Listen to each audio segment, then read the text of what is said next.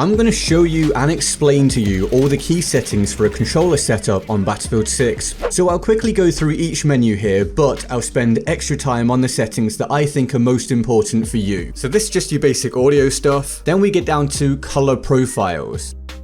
This is the first thing of real importance. You want the enemies to really pop on your screen. So what I've done, firstly, player color, I've changed this so my kills show up more easily in the kill feed. I've boosted up the friendly color, I've boosted up the squad color, and I've boosted up the enemy color. A lot of people are complaining about not being able to see the enemies properly, so this is the first step to having people really pop out for you. I also plan to produce a video for how to easily see enemies in this game, so watch out for that one as well. The rest I left the same. Back we go. World brightness I currently have on 65 just so it pops a bit more for me. You can change this as you will. Camera effects, let's go in here. I've taken motion blur all the way down, weapon blur all the way down, all of this all the way down basically. I have reduced the sprint camera bobbing, I've turned off chromatic aberration, and I've turned off infantry crosshair projection. Basically, I just want everything to remain as static as possible aside from the gameplay itself so that I don't get motion sickness, and so everything important is what pops out to me and everything that isn't stays the same.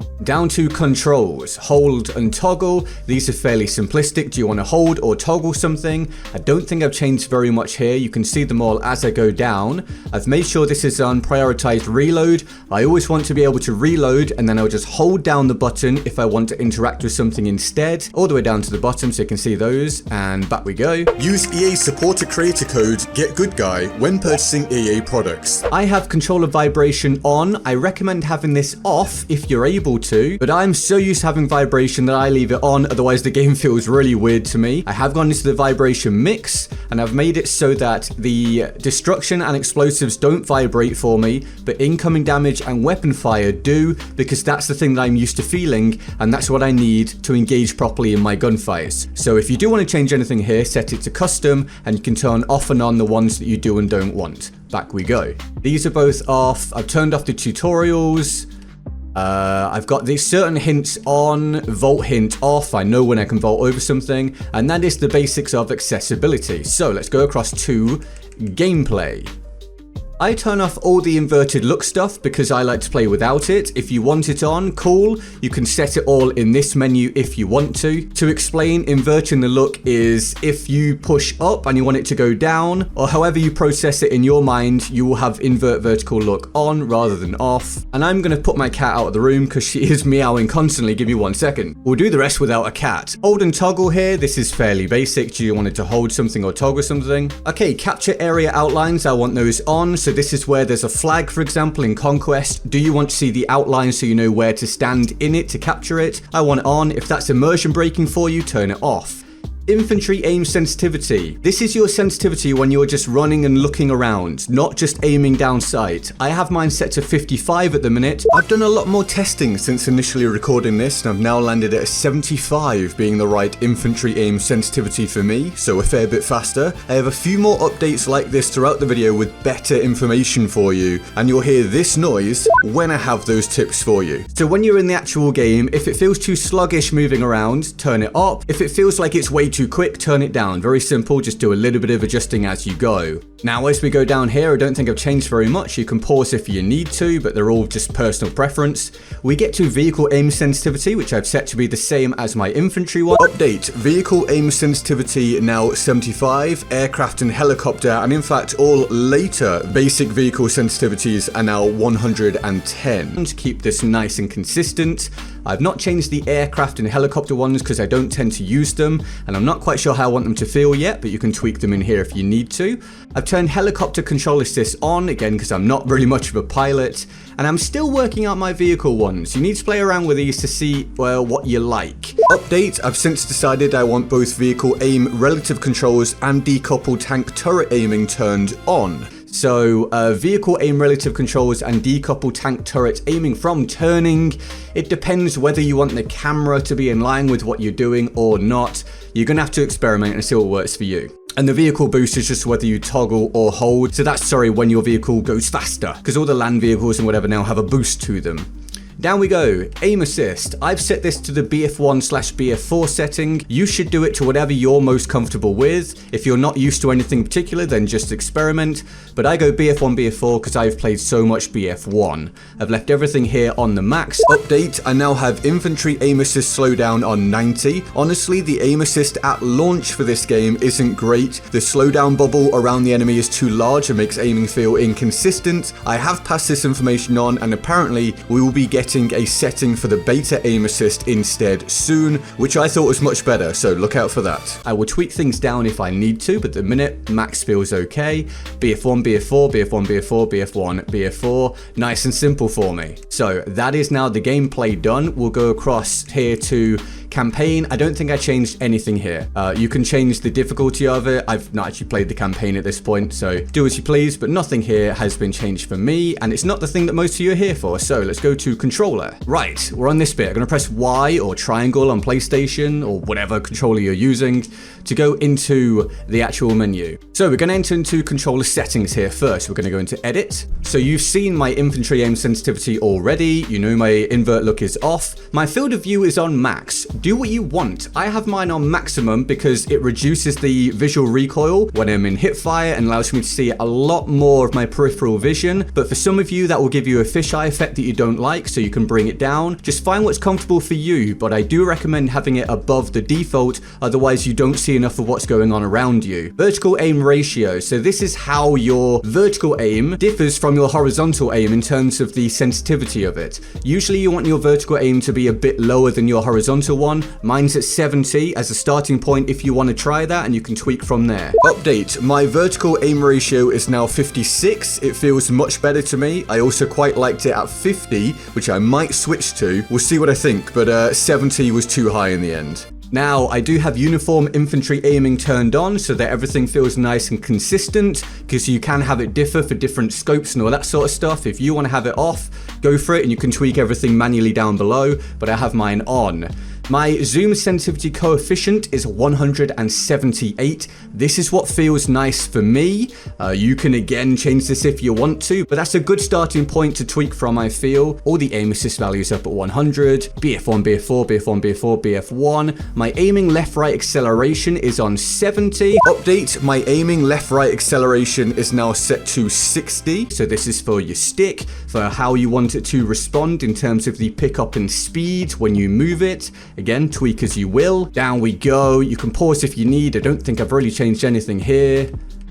My infantry zoom aim sensitivity is 105 at the minute. Update, I've since changed this to 110. That's what I currently like. Again, set that if you want and then tweak it afterwards. And these are all at 100. Again, I have uniform soldier aiming on anyway. These are ones we've been through before, I think, a lot of them. Again, remember you can pause. And the flick look mode, basically there's this flick look thing where you can instantly snap to look behind you and all that sort of stuff. I actually tried it out in the beta and didn't like it. But if you want to go into your controller mapping and turn it on and then switch this stuff up, you can do. It seems like it'd be really overpowered, but I actually found that I just couldn't get used to it. So currently I don't recommend it. It's up to you. Right, out of here we go. Buttons. I've gone to alternate because this allows me to have my crouch on my right stick so that I can slide and prone with that. And I can also, in the middle of gunfights, I can crouch up and down, all that sort of stuff. And that means my melee is on B because I find I need to melee a lot less often than I need to crouch and prone. So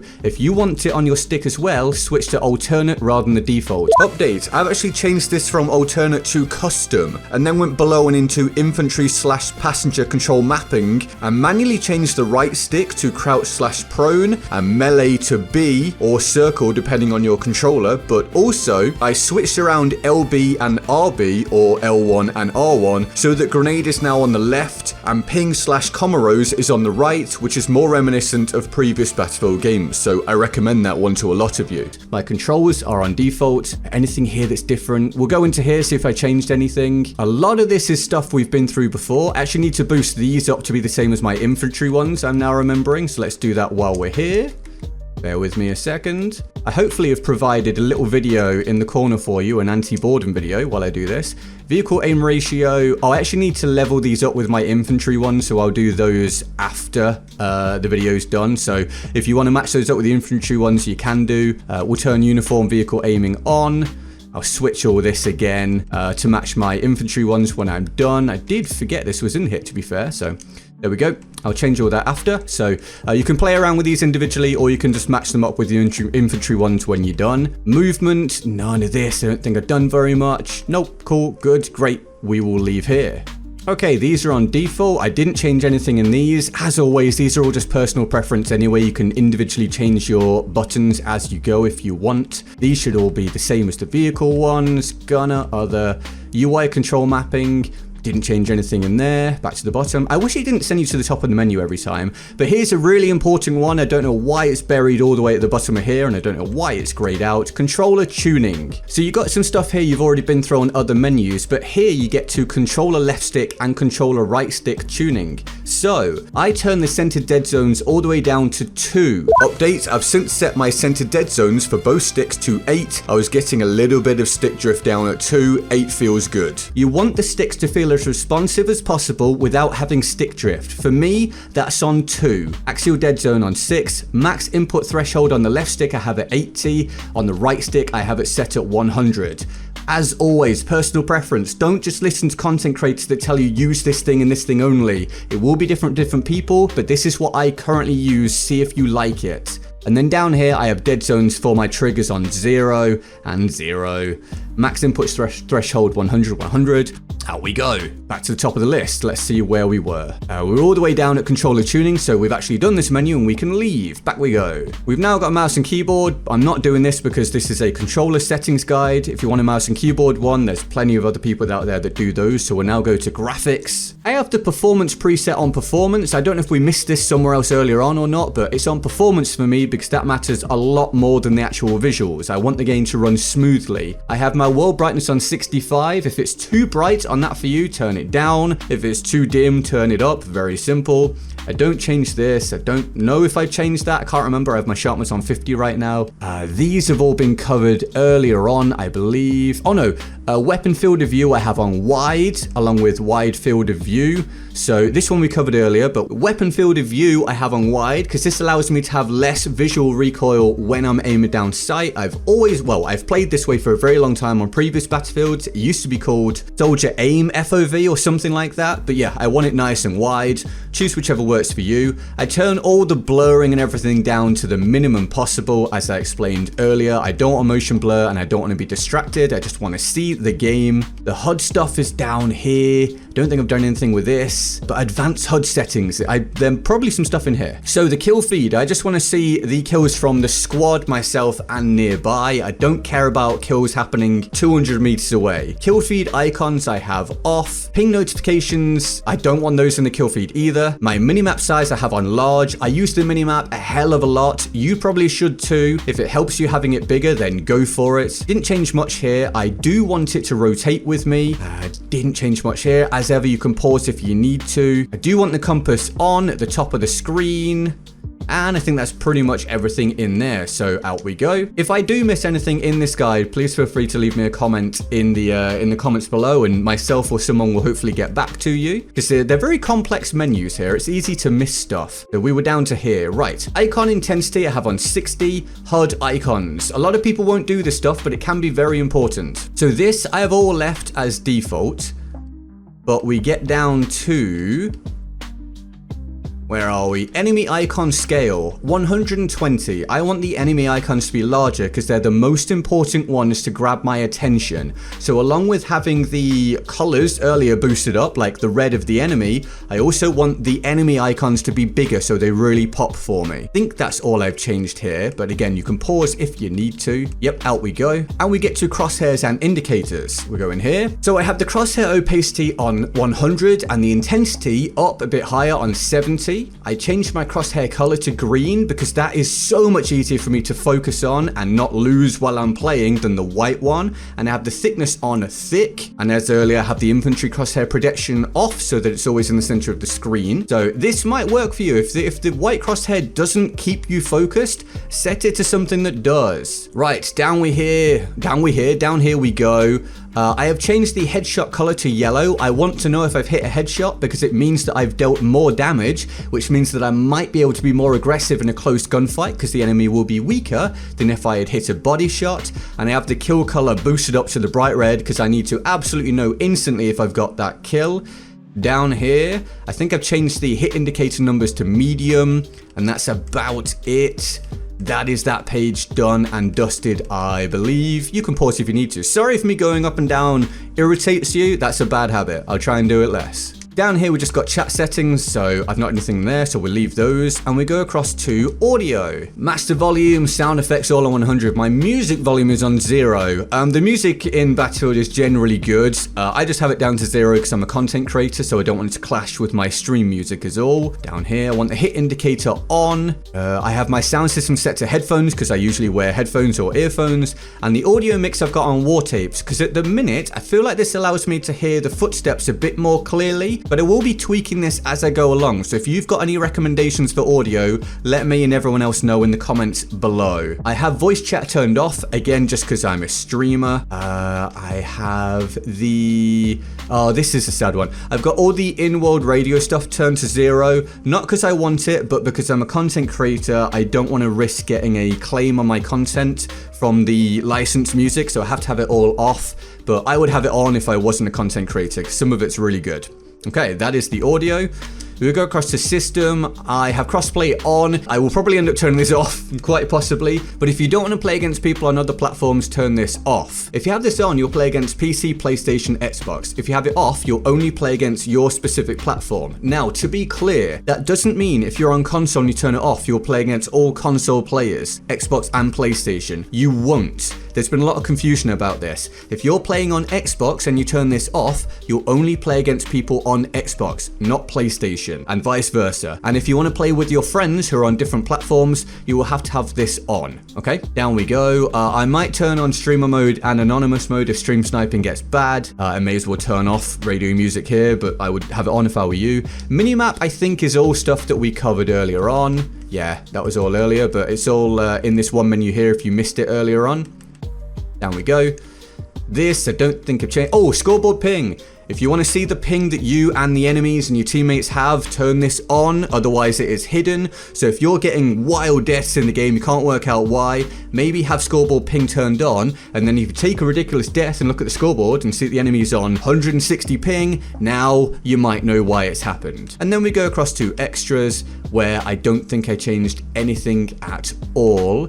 And that is my settings guide for controllers, as briefly as possible, but focusing on the key things. Do subscribe for more. It would be great to get to 100k subs finally. Hit the like button if this helped you. Patreon is in the description if you want my build guide cheat sheets, or just to support the channel so I can produce more videos and keep doing this for the long term, because I've only just kept this going up to BF6, believe it or not. So your $5 a month or whatever on Patreon would be insane for a bit of stability. It would mean the world to me. Thank you very much. And YouTube is now suggesting another video of mine to you that it thinks that you will like. I will see you over there, and again, if I missed anything, let me know. Have a good one.